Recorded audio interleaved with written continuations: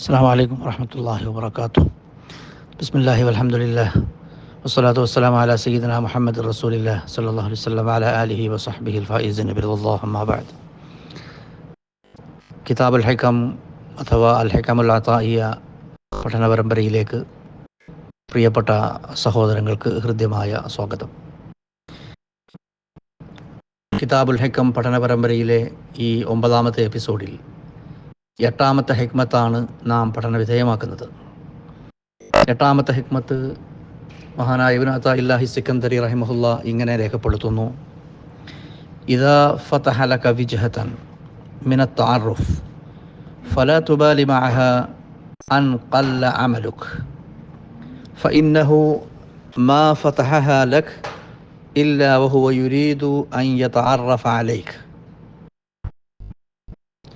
ألم تعلم أن التعرف هو مورده عليك والأعمال أنت مهديها إليه وأينما تهديه إليه مما هو مورده عليك.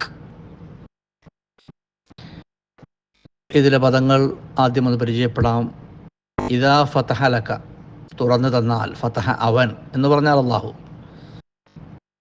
അള്ളാഹുവിനെ കുറിച്ചുള്ള ചർച്ച, അള്ളാഹുവിലേക്ക് യാത്ര ഉദ്ദേശിക്കുന്ന സാലിക്കിനോടുള്ള സാലിക്കിൻ്റെ മര്യാദകൾ, സുലൂക്കിൻ്റെ മര്യാദകൾ, ഇതൊക്കെയാണല്ലോ കിതാബുൽ ഹിക്കമിൻ്റെ പഠന വിഷയം.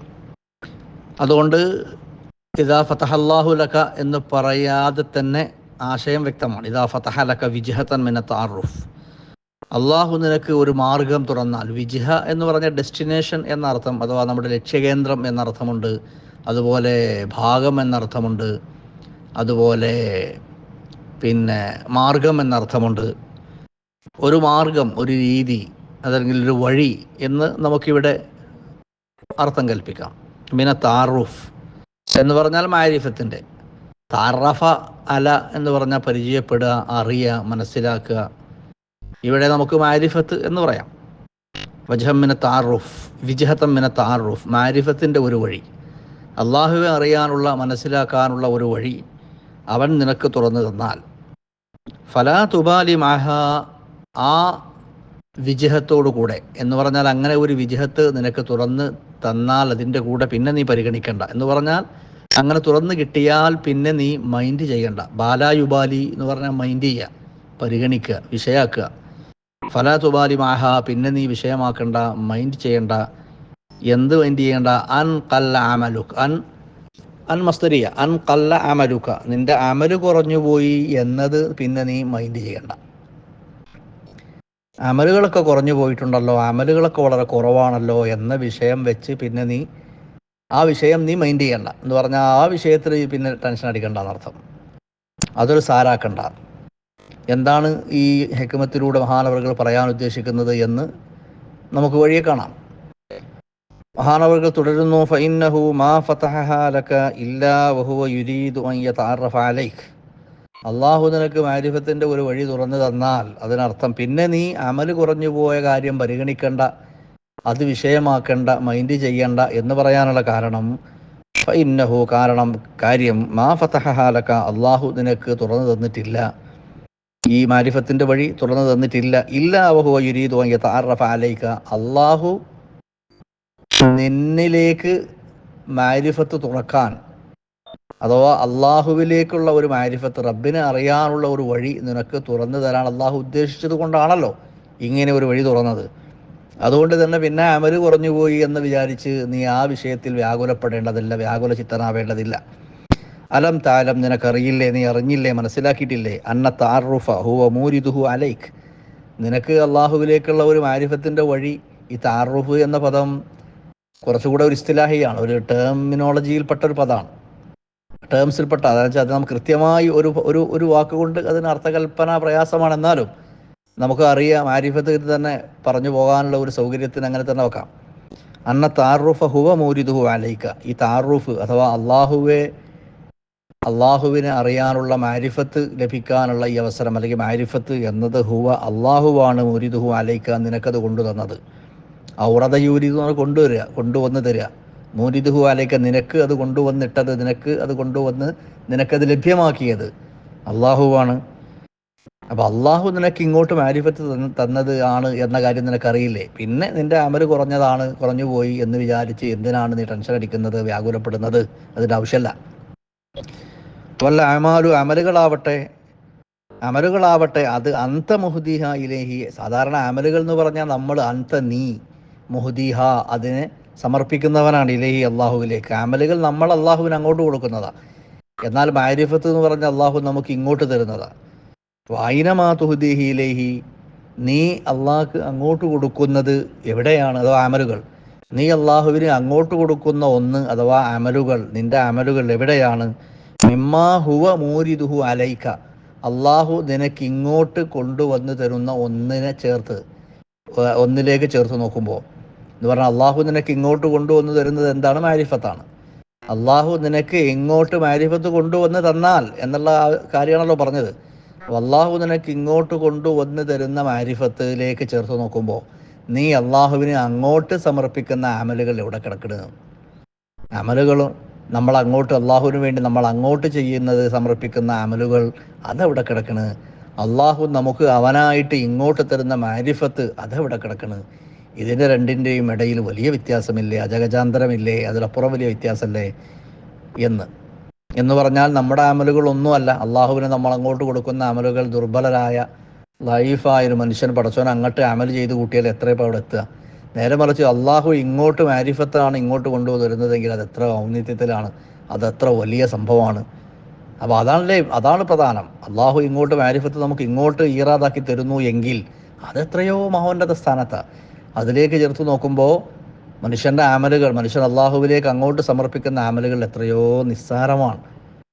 അതുകൊണ്ട് അമലുകളല്ല വിഷയം. അള്ളാഹു ഇങ്ങോട്ട് മാരിഫത്തിൻ്റെ വഴി തുറന്നിട്ട് തന്നാൽ അതുതന്നെ മഹാഭാഗ്യം എന്ന് വിചാരിച്ച് അതിനപ്പുറം അങ്ങോട്ട് അമലുകൾ ചെയ്തു പോവുക.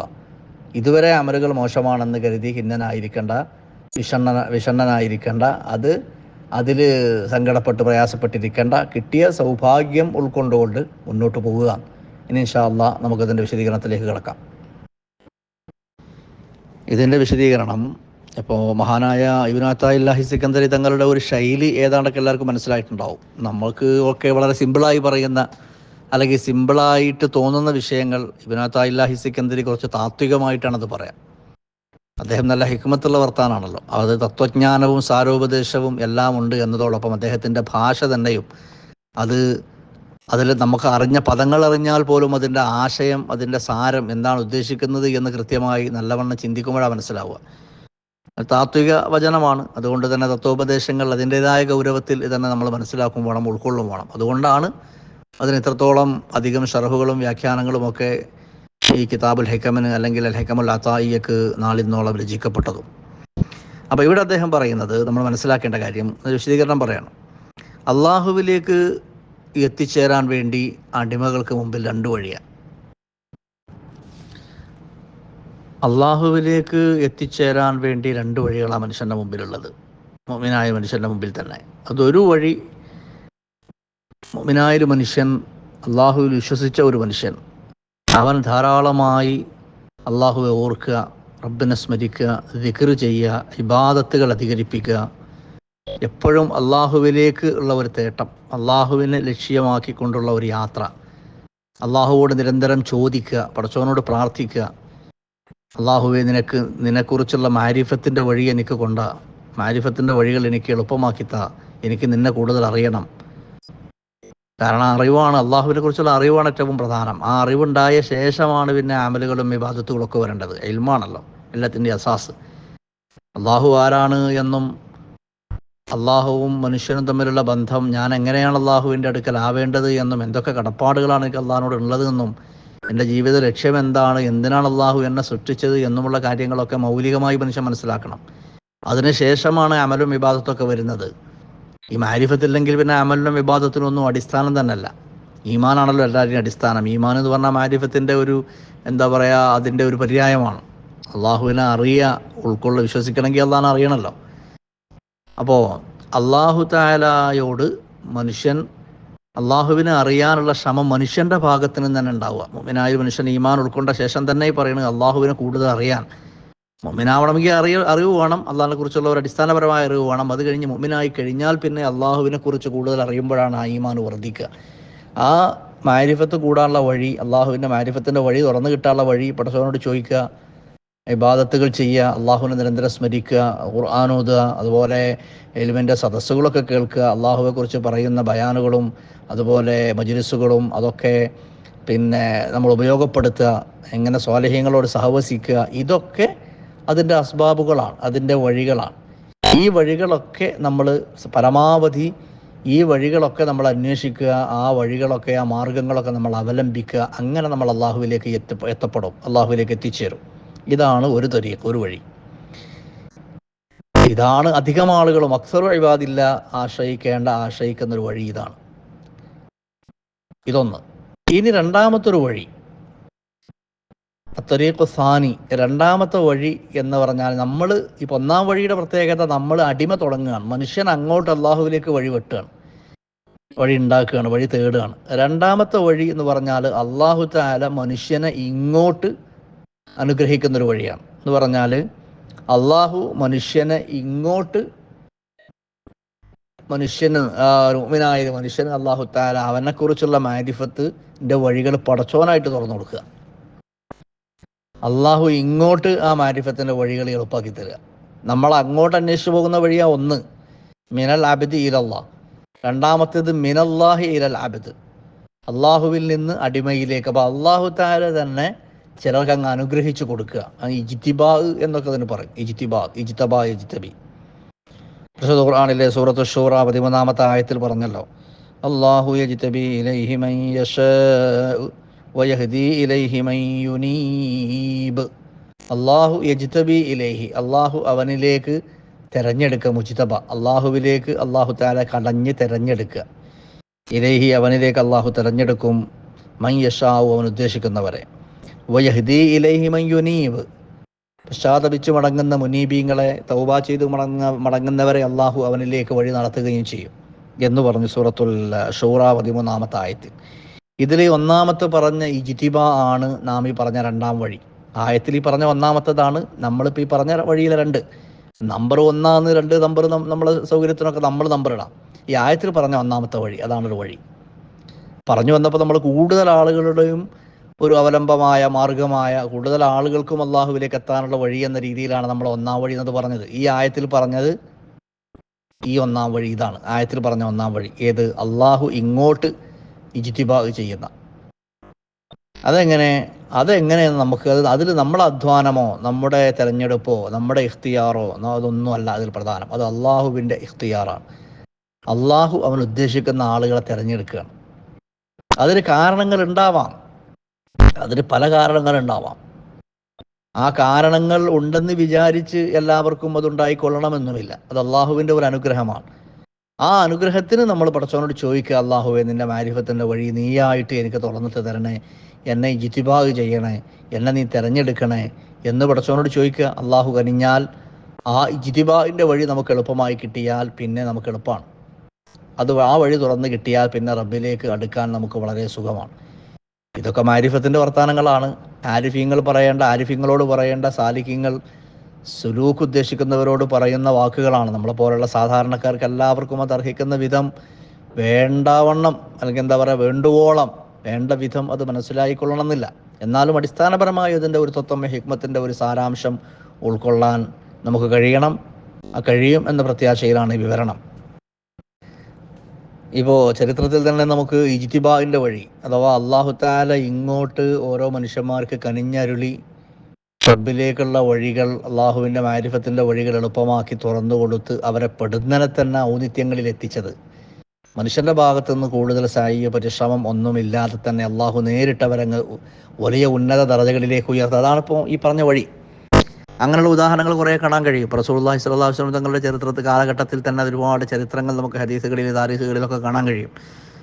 ചിലപ്പം ആറാബികളായിട്ടാണ് വരിക. അവർ വളരെ കടുത്ത ശൈലിയിൽ, ഒരു കാട്ടറവി സ്വഭാവത്തിലും ആ ഒരു പരുക്കൻ രീതിയിലൊക്കെ ആയിരിക്കും അവരുടെ പെരുമാറ്റവും സംസാരമൊക്കെ. പക്ഷേ നബി സല്ലല്ലാഹു അലൈഹി വസല്ലം തങ്ങളുടെ അടുക്കൽ മജ്ലിസിൽ ഒരല്പസമയം ഇരിക്കുമ്പോഴേക്ക് നബിതങ്ങളുമായി 2-3 കാര്യങ്ങൾ സംവദിക്കുമ്പോഴേക്ക് അവരുടെ മനസ്സിൽ, അവരുടെ ആത്മാവിൽ വലിയ ഒരു മാറ്റം ഉണ്ടാവുകയാണ്. അങ്ങനെ എത്രയോ വർഷങ്ങളോളം സല്ലല്ലാഹു അലൈഹി വസല്ലം തങ്ങളുടെ സ്വഹബത്തിലിരുന്ന സഹാബികളെക്കാൾ ഈ സഹാബികൾ പെടുന്നനെ ഏതോ പിന്നെ അപരിഷ്കൃത നാടുകളിൽ നിന്നോ ഭൂപ്രദേശങ്ങളിൽ നിന്നോ വന്നവരാണെങ്കിൽ കൂടെ ചുരുങ്ങിയ സമയങ്ങൾക്കകം നബി തങ്ങൾക്ക് ഒപ്പം സമയങ്ങളിൽ നബി സല്ലല്ലാഹു അലൈഹി വസല്ലം തങ്ങൾക്കൊപ്പം ചെലവഴിച്ചതിലൂടെ തന്നെ അവർ പെടുന്നനെ ഉയർന്ന് അവരുടെ ആത്മീയമായ പരിവേഷം അല്ലെങ്കിൽ ആത്മീയമായ അവരുടെ ആ വിധാനം, അവരുടെ ആ നിലവാരമൊക്കെ വളരെ ഉയർന്ന് വളരെ പെട്ടെന്ന് തന്നെ അവർ അത്യുന്നത തലങ്ങളിലേക്ക് അവരുടെ റൂഹുകൾ, അവരുടെ ആത്മാവുകൾ പുരോഗതി പ്രാപിച്ചത് ചരിത്രത്തിൽ നമുക്കങ്ങനെ സഹാബികളുടെ തന്നെ ചരിത്രത്തിൽ കാണാൻ കഴിയും. അതുപോലെ തന്നെ പിൽക്കാലത്ത് സഹാബികൾക്ക് ശേഷം വന്ന താബിഈങ്ങളുടെ ഒക്കെ ചരിത്രത്തിൽ ഒരുപാട് മഹാന്മാരെ നമുക്കിങ്ങനെ വായിക്കാൻ കഴിയുന്നുണ്ട്.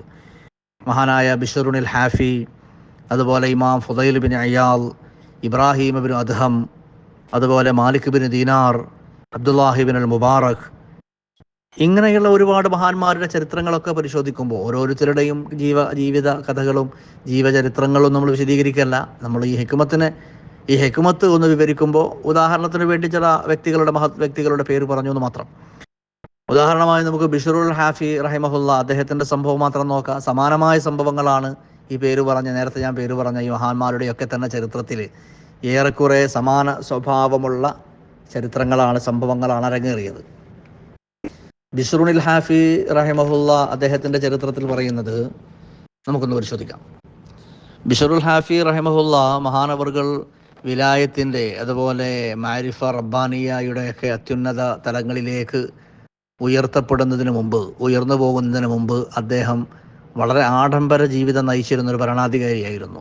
ബസറയിലെ ഗവർണറോ ഭരണാധികാരിയോ നാടുവാഴിയോ ഒക്കെ എന്ന് പറയാം, അല്ലെങ്കിൽ അവിടുത്തെ വലിയൊരു പ്രഭുവാണ്.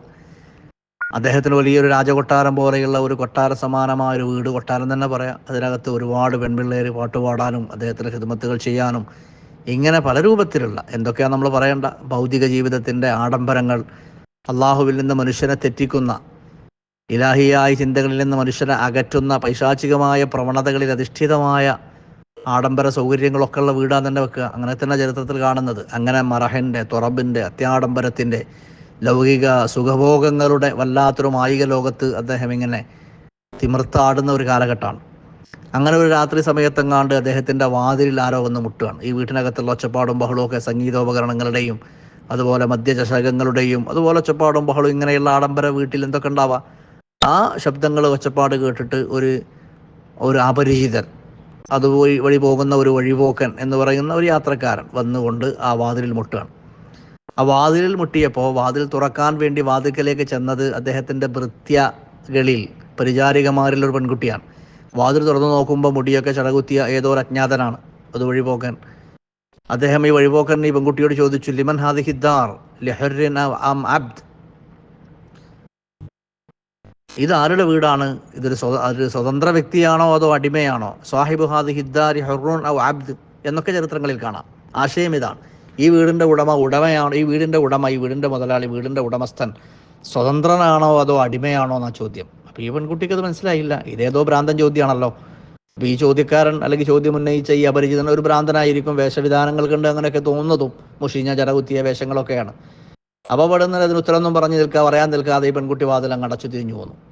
അപ്പോൾ ബിശ്റുൽ ഹാഫി അകത്തുണ്ട്. അദ്ദേഹം ചോദിച്ചു ഈ പെൺകുട്ടിയോട്, ആരാണ് വാതിൽ മുട്ടിയത്?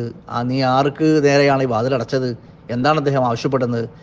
അവർ പറഞ്ഞു, അദ്ദേഹം ആവശ്യപ്പെടുന്നല്ലോ, അദ്ദേഹം ഒരു ചോദ്യം ചോദിക്കും, എന്തോ ഒരു മണ്ടൻ ചോദ്യമാണ് ചോദിച്ചത്. എന്താ ചോദിച്ചത്? അദ്ദേഹം പറഞ്ഞത്, അപ്പോൾ ഈ പെൺകുട്ടി പറഞ്ഞു കൊടുക്കുകയാണ്, സാഹിബ് ഹാദിഹി ദാർ ഹുർറുൻ അം അബ്ദ് എന്ന ചോദ്യമാണ് അപരിചിതൻ ചോദിച്ചത്. ഈ വീട്ടുകാരൻ അടിമയാണോ സ്വതന്ത്രനാണോ എന്ന ഒരു പൊട്ടൻ ചോദ്യം. ഈ നാടിൻ്റെ പ്രഭുവായ, ഈ ബസറയിൽ ഏറ്റവും ജനങ്ങൾ അംഗീകരിക്കുന്ന ആദരിക്കുന്ന ഇവിടുത്തെ വലിയ അത്യുന്നത പദവി അലങ്കരിക്കുന്ന നിങ്ങളുടെ വീടിനെക്കുറിച്ച്, നിങ്ങളെക്കുറിച്ചാണല്ലോ ചോദിക്കുന്നത്. ഇദ്ദേഹം അടിമയാണോ ഉടമയാണോ? നിങ്ങൾക്ക് എത്രയോ അടിമകൾ നിങ്ങളുടെ കീഴിലുണ്ട് എന്നല്ലാതെ നിങ്ങൾ യജമാനല്ലേ ഞങ്ങളുടെയൊക്കെ. ആ അപരിചിതനോടൊക്കെ ഇതെന്ത് പറഞ്ഞിട്ട് എന്ത് കാര്യം? അതുകൊണ്ട് ഞാനത് മൈൻഡ് ചെയ്തില്ല, ഞാൻ വാതിലടച്ച് വിട്ടതാണ് എന്ന് പറഞ്ഞു. പക്ഷേ അദ്ദേഹത്തിൻ്റെ മനസ്സിൽ ഒരു ട്രിഗറായി. അദ്ദേഹത്തിൻ്റെ മനസ്സിൽ ഇത് വല്ലാത്തൊരു ആധി അല്ലെങ്കിൽ വല്ലാത്തൊരു ചിന്തയായി. അദ്ദേഹത്തിൻ്റെ മനസ്സിനെ എന്താ പറയുക, ആ മനസ്സിലേക്ക് ഈ ഒരു വർത്താനം പറയുമ്പോൾ അദ്ദേഹം നേരിട്ട് കേട്ടതുപോലുമല്ല. ഈ പരിചാരികയാണ് ഈ അജ്ഞാതൻ്റെ ചോദ്യം ഇവർക്ക് പറഞ്ഞു കൊടുക്കുന്നത്. പക്ഷേ അത് കേട്ടപ്പോഴേക്ക് അദ്ദേഹത്തിൻ്റെ മനസ്സിനകത്ത് വല്ലാത്തൊരു പുകച്ചിൽ, ഒരു അഗ്നി കോരിയിട്ട പോലെ എന്നൊക്കെ പറയില്ലേ നമ്മൾ, തീ വാരിയിട്ട പോലെ വല്ലാത്തൊരു ചിന്ത, പിന്നെ സ്വസ്ഥതല്ല. അങ്ങനെ അദ്ദേഹം പറഞ്ഞു, നീ എവിടേക്കാണ് മനുഷ്യൻ പോയത് എന്ന് പറഞ്ഞു. അപ്പോൾ ആ പെൺകുട്ടി പറഞ്ഞു ഇങ്ങനെ എങ്ങാണ്ട് ഈ വഴിയാണ് പോയത് എന്നൊരു വഴി ഏകദേശം പറഞ്ഞു കൊടുത്തു. അപ്പോൾ അതിലടച്ചപ്പോൾ കണ്ടിട്ടുണ്ടാവുമല്ലോ അദ്ദേഹം കടന്നു പോകുന്ന വഴി. അപ്പോൾ അത് കേട്ടപാട് പിന്നെ ഈ ബിഷർ റളിയല്ലാഹു അതുവരെ ബിഷറുൽ ഹാഫി എന്ന പേരില്ല, അദ്ദേഹം ബിഷറുൽ വാലിയാണ്, നാടിൻ്റെ ഗവർണറായ ഭരണാധികാരിയായ പ്രഭുവായ ബിഷറാണ്. ഹാഫി എന്നത് അതുവരെ പേരില്ല. പക്ഷേ ഇത് കേട്ടപാട്, ഈ അജ്ഞാതൻ്റെ ചോദ്യം കേട്ടപാട്, ആ അജ്ഞാതനെ കണ്ടുപിടിക്കാനായി പിന്നെ മൂപ്പരുടെ മനസ്സിൻ്റെ വല്ലാത്ത വ്യഗ്രത. ആ വ്യഗ്രതയിൽ അദ്ദേഹം ചെരുപ്പ് പോലും ഇടാതെ, കാലിൽ ചെരുപ്പ് പോലും ഇണയാതെ വീട് വിട്ടിറങ്ങി ഓടുകയാണ്. ചെരുപ്പിടാത്ത ആൾക്കാണ് അറബിയിൽ ഹാഫി എന്ന് പറയാം.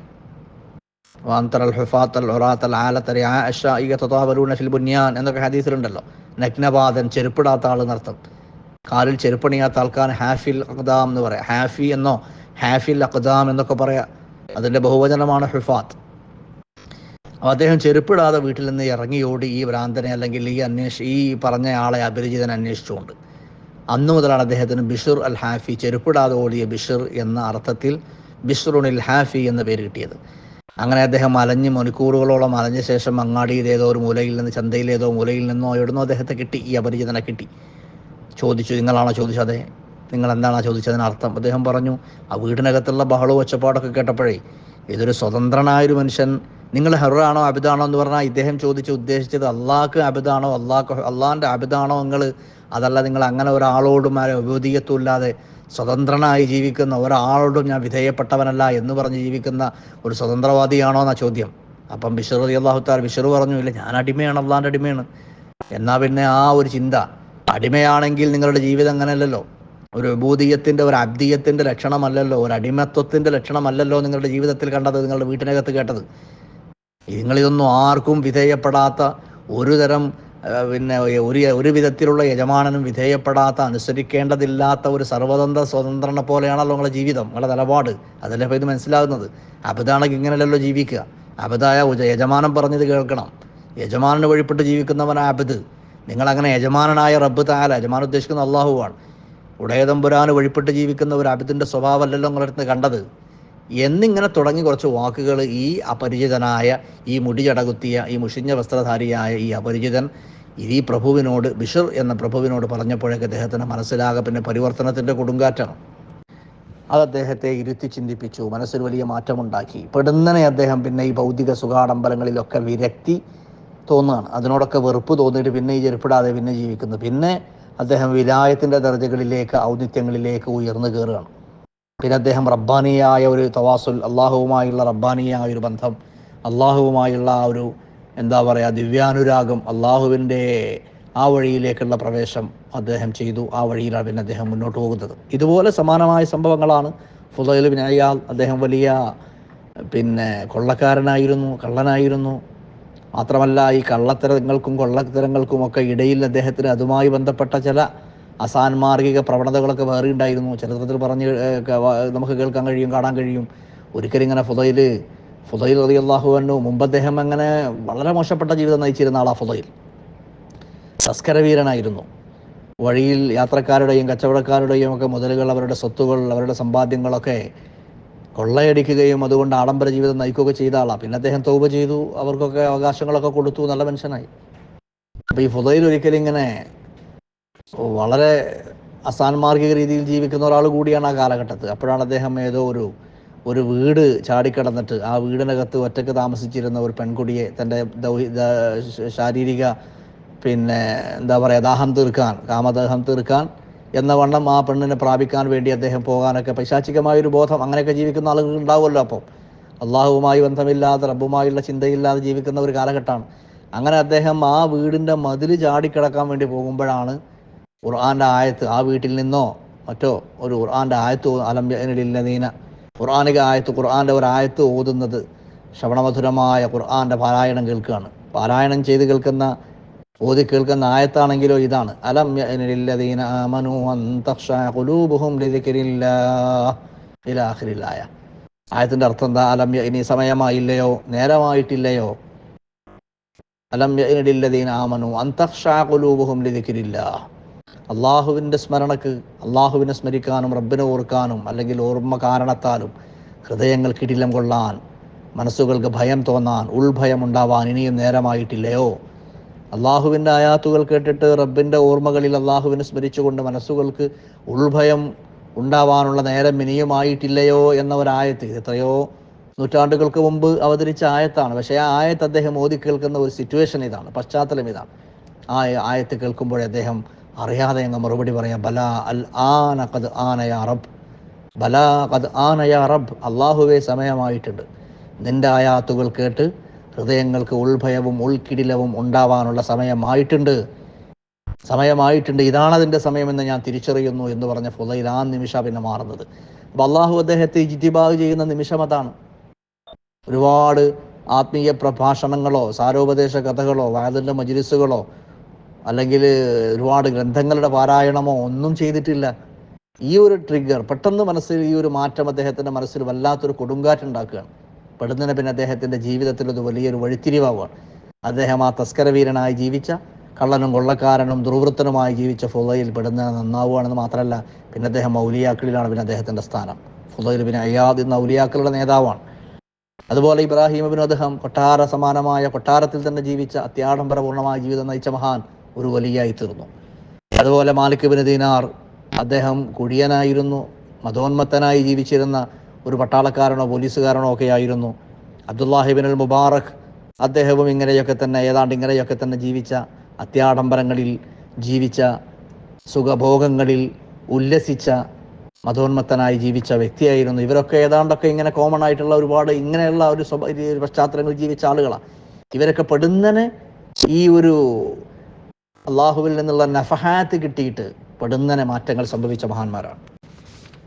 അപ്പോൾ ഈ കാര്യങ്ങളൊക്കെ ഉൾക്കൊണ്ട ശേഷം ഇനി ഹിക്മത്ത് ഒന്നുകൂടെ അർത്ഥം ഉൾക്കൊള്ളുക, അല്ലെങ്കിൽ ഹിക്മത്ത് ഒന്നുകൂടെ നമ്മൾ ഒരു പുനർവായന നടത്തുക. അപ്പോൾ കൃത്യമായ ആശയം മനസ്സിലാവും. ഇബ്നു അത്താഇല്ലാഹി സിക്കന്ദറി റഹിമഹുല്ലാഹ് പറയുന്നത്, അല്ലാഹു തആല മാരിഫത്തിൻ്റെ ഒരു വഴി അള്ളാഹു ഇങ്ങോട്ട് തുറന്നു തന്നാൽ പിന്നെ നമ്മുടെ അമലുകളൊക്കെ കുറഞ്ഞതാണെന്ന് വിചാരിച്ച് നമ്മളതിന് ആ വിഷയം അമൽ കുറഞ്ഞ് എന്നത് നമുക്കൊരു വിഷയമാക്കിയിട്ട്, അല്ലെങ്കിൽ അതൊരു വലിയ തടസ്സമായിട്ട് നമ്മൾ കാണണ്ട. അപ്പോൾ ഇവരുടെയൊക്കെ ചരിത്രം മുന്നിൽ വെച്ചുകൊണ്ട് ഈ ഹിക്മത്ത് നമ്മൾ കേൾക്കും. ബിശ്റുൽ ഹാഫി തങ്ങൾ, അദ്ദേഹം നന്നായ നിമിഷം, ഫുദൈൽ ബിൻ അയ്യാദ് തങ്ങൾ നന്നായ നിമിഷം, ആ നിമിഷം അവർക്ക് ഒരുപാട് അമലുകളുള്ള ആളുകളല്ലല്ലോ. അമലുകളൊക്കെ, സാലിഹായ അമലുകളൊക്കെ കുറഞ്ഞ് മോശപ്പെട്ട അമലുകൾ, തിന്മകൾ, മാസികൾ, ദോഷങ്ങൾ, കുറ്റങ്ങളൊക്കെ അധികരിച്ച് സാലിഹായ അമലുകളൊക്കെ കുറഞ്ഞ ആൾക്കാരാണ്. പക്ഷേ ആ സമയത്ത് അല്ലാഹു തആല അവർക്ക് മാരിഫത്തിൻ്റെ ചില വഴികൾ പെടുന്നതിനങ്ങ് തുറന്നു കൊടുക്കുകയാണ്. അലാ ഇന്നൽ റബ്ബിക്കും നഫഹാത്തിൻ ഫതഅറളൂ ലിനഫഹാത്തി റബ്ബിക്കും എന്നൊക്കെ ഹദീസിലുണ്ട്.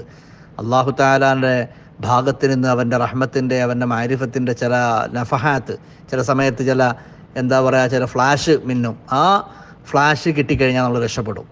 അത് എപ്പോഴാണ്, എങ്ങനെയാണ്, എന്ത് കാരണത്താലാണ് എന്നൊന്നും നമുക്കറിയില്ലെങ്കിലും അത് നമ്മളുണ്ടെന്ന് അറിയുക, അത് കിട്ടാനുള്ള വഴികൾ അള്ളാഹുവോട് തന്നെ തേടുക, പടച്ചവനോട് ചോദിക്കുക. അള്ളാഹു ആ നഫഹാത്തിന് നമ്മളെ വിധേയപ്പെടുത്തിയാൽ, ആ ഒരു ഫ്ലാഷ് മിന്നലിൽ ആ പ്രകാശം നമുക്ക് കിട്ടിക്കഴിഞ്ഞാൽ രക്ഷപ്പെട്ടു.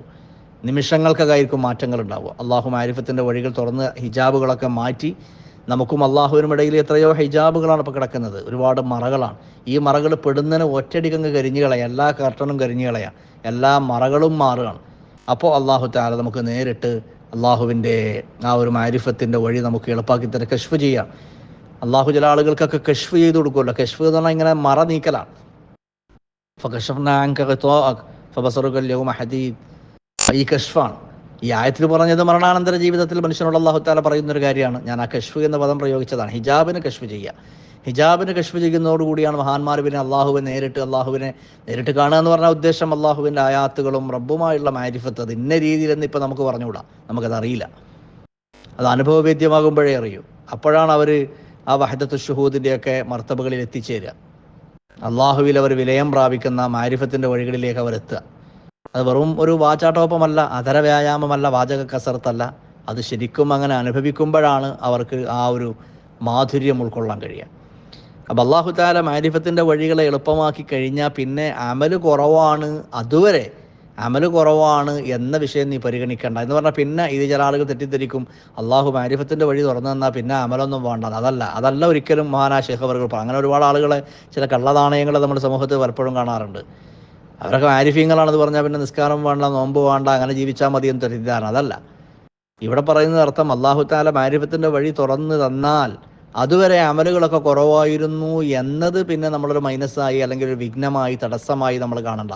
അതുവരെ അമൽ കുറവാണെങ്കിലും അള്ളാഹു വിജ്ഹത്ത് ഈ മാരിഫത്തിൻ്റെ താറുഫിൻ്റെ വിജഹത്ത് തുറന്നു തന്നാൽ പിന്നെ ഇതുവരെ എനിക്ക് അമൽ കുറവാണല്ലോ, ഞാൻ നിസ്കരിച്ചത് കുറവാണല്ലോ, നോമ്പെടുത്തത് കുറവാണല്ലോ, ദിക്ർ ചൊല്ലിയത് കുറവാണല്ലോ, ഖുർആൻ ഓതിയത് കുറവാണല്ലോ, ഇങ്ങനെ അമലുകളൊക്കെ കുറവാണെന്ന് വിചാരിച്ച് നമ്മൾ പകച്ചു നിൽക്കുകയോ പിറകോട്ടടിക്കുകയോ ചെയ്യല്ല വേണ്ടത്.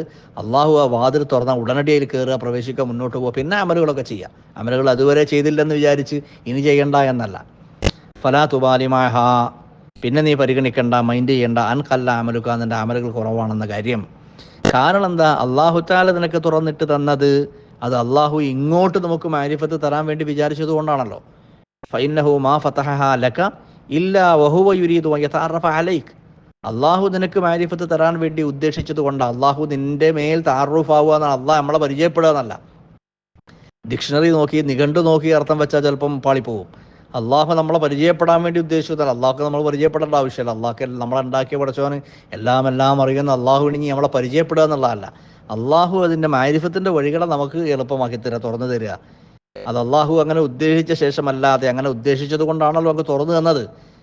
അതുകൊണ്ട് തന്നെ ഉദ്ദേശിച്ച് കഴിഞ്ഞാൽ, അത് നമുക്ക് ബോധ്യപ്പെട്ട് കഴിഞ്ഞാൽ പിന്നെ അമല് കുറവാണ് എന്ന് വിചാരിച്ച് നമ്മൾ ശങ്കിച്ച് നിൽക്കേണ്ട, പേടിച്ച് നിൽക്കേണ്ട, അന്താളിച്ച് നിൽക്കേണ്ട. ആ മാരിഫത്തിൻ്റെ വഴിയെ മുന്നോട്ട് പോവുക.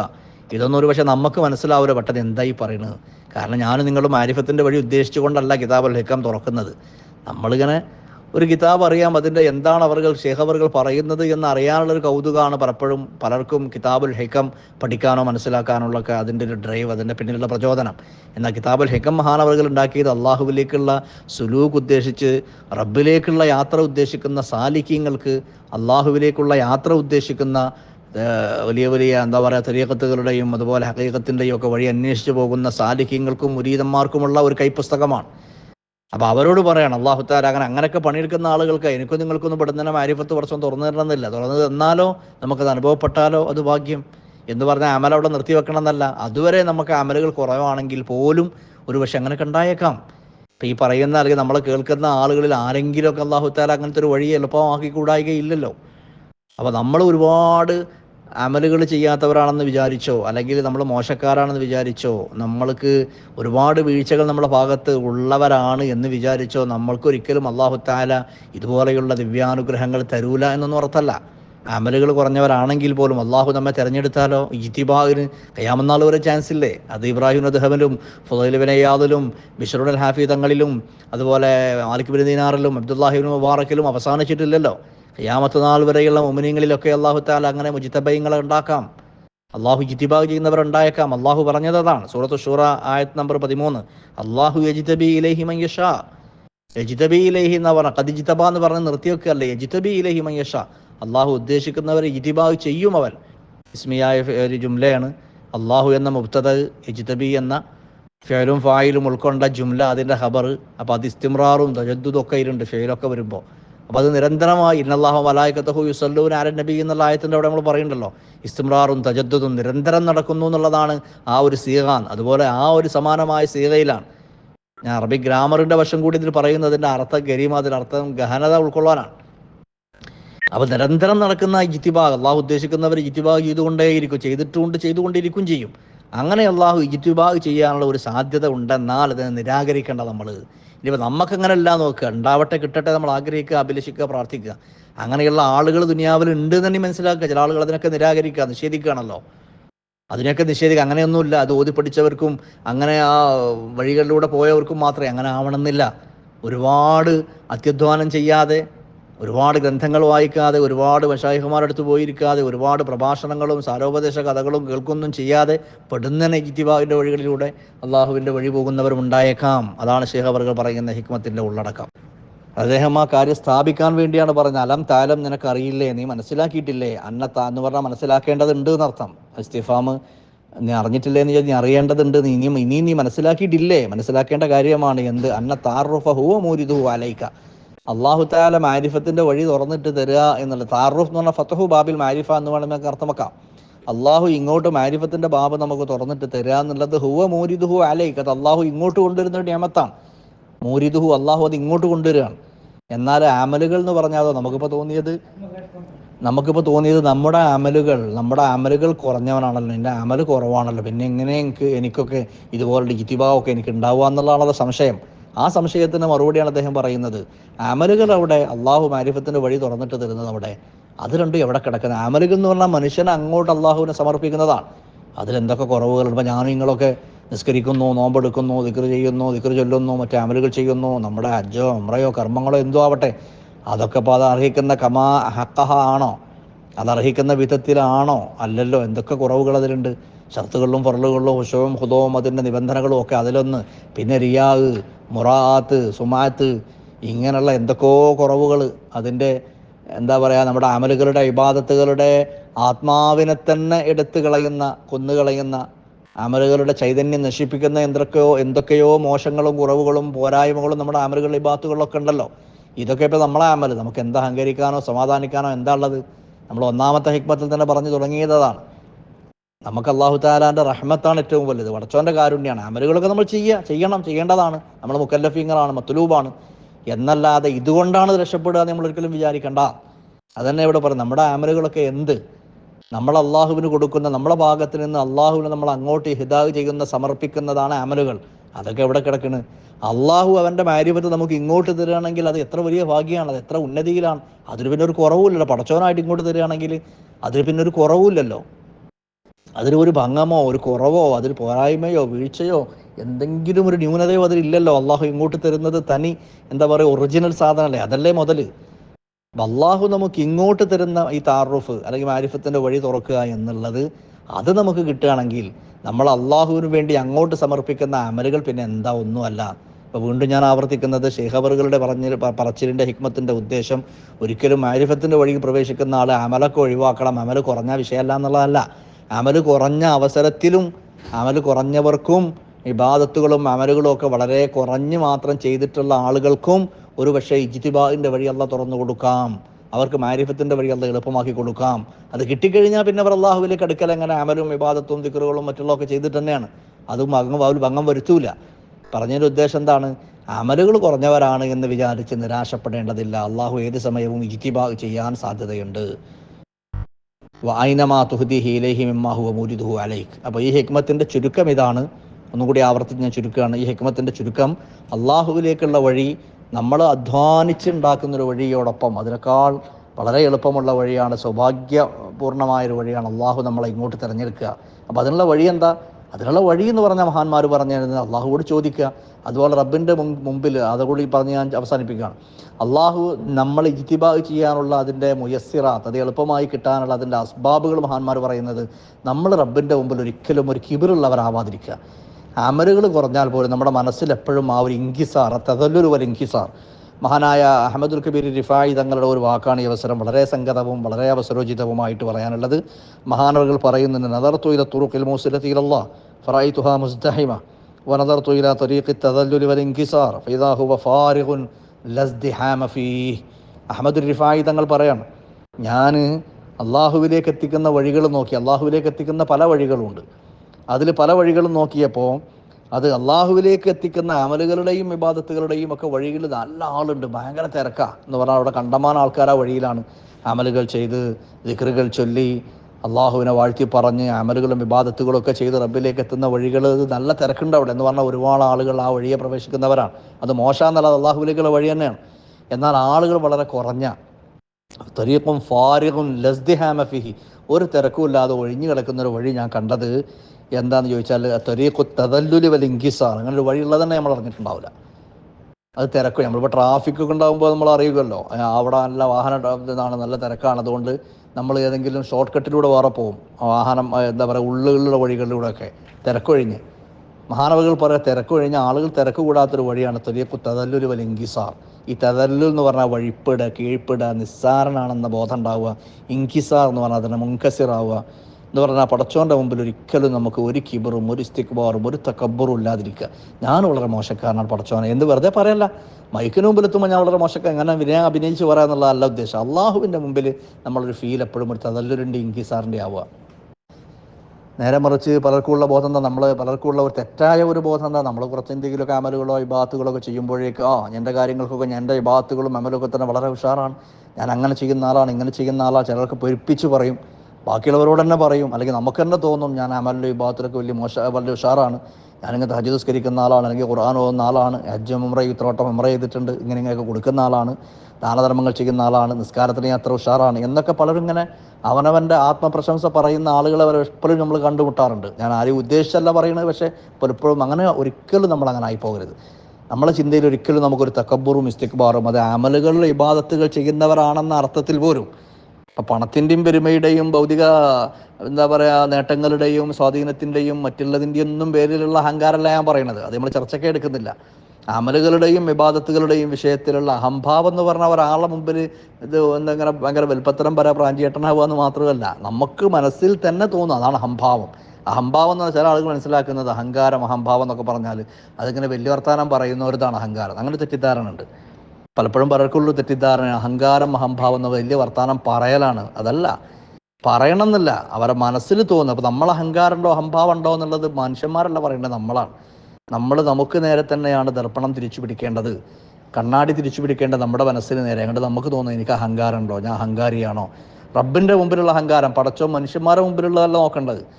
എല്ലാവരും നോക്കുക, മനുഷ്യന്മാരുടെ മുമ്പിൽ വലിയ വിനയം പറഞ്ഞാൽ ഈ ഉള്ളവൻ എന്നൊക്കെ നല്ല എല്ലായിടത്തും സ്ഥാനത്തും അസ്ഥാനത്തും ഈ ഉള്ളവൻ ഈ സാധു എന്നൊക്കെ പറഞ്ഞാൽ വലിയ വിനയമാണ്. അതല്ല വിനയം, അതൊക്കെ വിനയത്തിൻ്റെ പ്രകടനങ്ങളാണ്. നല്ല ഭാഷയാണ്, ചമൽക്കാരമാണ്, ഭാഷാ ചമൽക്കാരം, അതല്ല വിഷയം. അള്ളാഹിൻ്റെ മുമ്പിൽ എനിക്ക് എന്താണ്, ഞാൻ അഹംഭാവം, ഞാൻ എല്ലാത്തിനും തികഞ്ഞവനാണെങ്കിൽ അമലും ഇബാദത്തൊക്കെ ഞാനൊരു മതിയായവനാണ് എന്ന ഒരു ചിന്തയാണോ, ഒരു ബോധം, അതാണ് അഹങ്കാരം. റബ്ബിൻ്റെ മുമ്പിലുള്ള ഇസ്തിക്ബാർ അത് വളരെ അപകടകരമാണ്. ആ ഇസ്തിക്ബാർ ഒരിക്കലും നമുക്ക് പാടില്ല. അള്ളാഹിൻ്റെ മുമ്പിൽ വേണ്ടത് നമുക്ക് എപ്പോഴും ഇന്നല്ലദീന കദ്ദബൂ ബിആയാതിനാ വസ്തക്ബറൂ അൻഹാ ലാ തുഫത്തഹു ലഹും അബ്വാബുസ് സമാഇ വലാ യദ്ഖുലൂനൽ ജന്നത ഹത്താ യൽജൽ ജമലു ഫീ സമ്മിൽ ഖിയാത്ത് വകദാലിക നജ്സിൽ മുജ്രിമീൻ. സൂറത്തുൽ അറാഫ് 40-ാമത്തെ ആയത്ത്. ഇസ്തിക്ബാറിന് അല്ലാഹു തആല ഒരിക്കലും സ്വീകാര്യമല്ല. ലാ യദ്ഖുലുൽ ജന്നത മൻ കാന ഫീ ഖൽബിഹി മിസ്ഖാലു ദർറത്തിൻ മിൻ കിബ്ർ എന്നൊക്കെ ഹദീസിലുണ്ടല്ലോ. അഹങ്കാരം അഹംഭാവം ഞാൻ എന്ന ഈ ചിന്ത, അത് ഒരല്പം അണുമണി തൂക്കമെങ്കിലും മനസ്സിലുള്ളവൻ സ്വർഗ്ഗത്തിൽ കിടക്കൂല എന്നൊക്കെ ഹദീസിലുണ്ട്. നേരത്തെ പറഞ്ഞ ആയത്തുൽ ഹത്താ യലിജൽ ജമലു ഫി സമ്മിൽ ഖിയാത്ത് എന്നാ പറഞ്ഞ്, സൂചിക്കുഴയിലൂടെ ഒട്ടകം കയറുക. ആരെങ്കിലും ഒരുപാട് വ്യാഖ്യാനങ്ങളുണ്ട്, തഫ്സീറുകൾ പലതുണ്ട്. ഒരിക്കലും ഇമ്പോസിബിളാണ്, സ്വർഗ്ഗത്തിൽ കിടക്കുകയെന്നല്ല എന്നൊക്കെ പറഞ്ഞ് വളരെ വളരെ താക്കീത് നിറഞ്ഞ ഉഗ്രഭാഷയിലാണ് അള്ളാഹുവിൻ്റെ താക്കീത്. അപ്പോൾ മനസ്സിലാക്കേണ്ടത്, നമ്മുടെ മനസ്സിനകത്ത് ഒരിക്കലും ഇസ്തിക്ബാർ, അത് അമലുകളും ത്വാഅത്തുകളും ഉള്ളതോടുകൂടിയാണെങ്കിൽ പോലും ഇത് മതി എനിക്ക്, എൻ്റെ കാര്യത്തിനൊക്കെ ഞാൻ തന്നെ മതിയല്ലോ, ചെയ്തു കൂട്ടിയിട്ടുണ്ടല്ലോ എന്ന് തോന്നൽ വളരെ അപകടകരമാണ്. ചില ആളുകൾ അങ്ങനെ പറയുന്നത് കേൾക്കാറുണ്ട്, എൻ്റെ കാര്യത്തിനൊക്കെ ഞാൻ തന്നെ ചെയ്തു കൂട്ടിയിട്ടുണ്ട്, കാരണം എന്താ, ഞാൻ ഹജ്ജ് ചെയ്തിട്ടുണ്ട്, ഉംറ ചെയ്തിട്ടുണ്ട്, നിസ്കരിച്ചിട്ടുണ്ട്, സുന്നത്തുൽ പോയിട്ടുണ്ട്, ഇതൊക്കെ തന്നെ മതി എന്നൊരിക്കലും നമ്മളെ അമലുകൾക്ക് നമ്മൾ വിലയിട്ടിട്ട് നമ്മൾ അതിൻ്റെ മുകളിൽ ഇങ്ങനെ കയറുന്ന ഒരിക്കലും പാടില്ല. എത്ര നമ്മളെ അമലുകൾ ചെയ്താലും നമുക്ക് വേണ്ട തദല്ലുലും ഇൻകിസാറും, പടച്ചോനെ ഞാൻ വളരെ മോശക്കാരനാണ്, വളരെ മോശപ്പെട്ടവനാണ്, ഫലാക്കൂനു അബ്ദൻ ഷക്കൂറ. ആയിഷ ബീവിയോട് സല്ലല്ലാഹു അലൈഹി വസല്ലം തങ്ങൾ പറഞ്ഞില്ലേ, ഞാൻ നന്ദി കാണിക്കേണ്ടവരാണ്, റബ്ബിനോട് നന്ദി കാണിക്കുന്ന വിഷയത്തിലൊന്നും ഞാൻ വേണ്ടത്ര ആയിട്ടില്ല, ഞാൻ മോശക്കാരനാണ്. എന്നാൽ ഈ തദല്ലുൽ ഇൻകിസാറിൻ്റെ, ഇൻകിസാർ എന്ന് പറഞ്ഞാൽ പൊട്ടുക, മുറിയുക എന്നർത്ഥം. തദല്ലുൽ എന്ന് പറഞ്ഞാൽ നമ്മൾ അങ്ങേയറ്റത്തൊരു വഴിപ്പെടലും കീഴ്പ്പെടലും വിധേയപ്പെടലും, അള്ളാഹിൻ്റെ മുമ്പിൽ ഞാൻ ഒന്നുമല്ല എന്നുള്ള ആ ഒരു ചിന്ത, അത് വെറുതെ നാവിലിങ്ങനെ അതര വ്യായാമം പോലെ പറഞ്ഞ് നമ്മളിങ്ങനെ എന്താക്കുകയല്ല, നമ്മുടെ മനസ്സിനകത്ത് ആ ഫീല് വേണം. നമ്മൾ എത്ര അമലുകൾ ഉള്ളവരാണെങ്കിലും നമ്മുടെ ഉള്ളിലുള്ള ഫീല് നമ്മൾ മോശക്കാരനാണ്, പടച്ചോനെ റബ്ബിൻ്റെ മുമ്പിൽ ഞാനൊന്നുമല്ല എന്നുള്ള ഈ ചിന്തയും ബോധം ഉണ്ടെങ്കിൽ അള്ളാഹു തആല നമ്മളെ ഇഷ്ടപ്പെടും. ഈ തവാള അബ്ദുനില്ല റഫഅഹുല്ലാ, ഒരടിമയും തവാള ചെയ്താൽ അള്ളാഹുവിനെ ഉയർത്തിയിട്ടല്ലാതല്ല. അപ്പോൾ അത് ഒരാളെ മുമ്പിൽ പ്രസംഗിക്കുമ്പോൾ തവാളു പറയാന്നുള്ളതല്ല, അള്ളാഹിൻ്റെ മുമ്പിൽ നമ്മൾ തവാളുവിൻ്റെ കൽബും ഹൃദയവും ആവുക, എപ്പോഴും മുതവാളിയായിട്ട് നമ്മൾ നടക്കുക. അങ്ങനെ ഒരു ചിന്ത നമുക്ക് ഉണ്ടായിക്കഴിഞ്ഞാൽ അപ്പോൾ നമുക്ക് അള്ളാഹു തആല നമ്മളെ വെച്ചടി നമ്മളെ ഉയർത്തും എന്ന് പറഞ്ഞാൽ സാമ്പത്തികമായി മെച്ചം തരും, നമ്മളെ വീട് നന്നാകും, വലിയ വാഹനമാകും എന്നുള്ളതല്ല. പലരും അള്ളാഹ് ഉയർത്തും എന്ന് പറയുമ്പോഴേക്ക് നമ്മളടക്കം എല്ലാവരുടെയും മനസ്സിൽ വരും എന്താ, അള്ളാഹ് ഉയർത്തുക, പടച്ചോൻ നന്നാക്കുക എന്ന് പറഞ്ഞാൽ പൈസ കുറേ വാരിക്കോരി തരിക, ഭൗതിക സുഖാഡംബരങ്ങൾ നന്നായി ഉണ്ടാവുക, നല്ല ജോലി അല്ലെങ്കിൽ നല്ല വീട്, നല്ല കുടുംബം, നല്ല വാഹനം, ഭൗതിക സുഖാഡംബരം, ഇതൊക്കെയാണ് നമ്മുടെ ക്രൈറ്റീരിയ, നമ്മുടെ മാനദണ്ഡം. പലപ്പോഴും പടച്ചോൻ ഒരാളെ നന്നാക്കി എന്ന് പറഞ്ഞാൽ അതാ നന്നാക്കലെന്ന് എല്ലാവരും വെച്ച്. അള്ളാഹിൻ്റെ അടുക്കൽ നന്നാക്കുക എന്ന് പറഞ്ഞാൽ അങ്ങനെയല്ല. അള്ളാഹുവിൻ്റെ അടുക്കൽ നമുക്ക് ഉന്നതമായ ദർജകൾ ചേരാൻ പടച്ചോൻ നമ്മൾ അവൻ്റെ മെഹബൂബാക്കുക, അതാണ് നന്നാക്കൽ. അതുണ്ടാവണമെങ്കിൽ ഈ പറഞ്ഞ വഴികളിലൂടെ നമ്മൾ പോകണം. അതാ. അല്ലാഹു അലം. ശുക്രൻ ലക്കും. അസ്സലാമു അലൈക്കും വറഹ്മത്തുള്ളാഹി വബറകാതുഹു.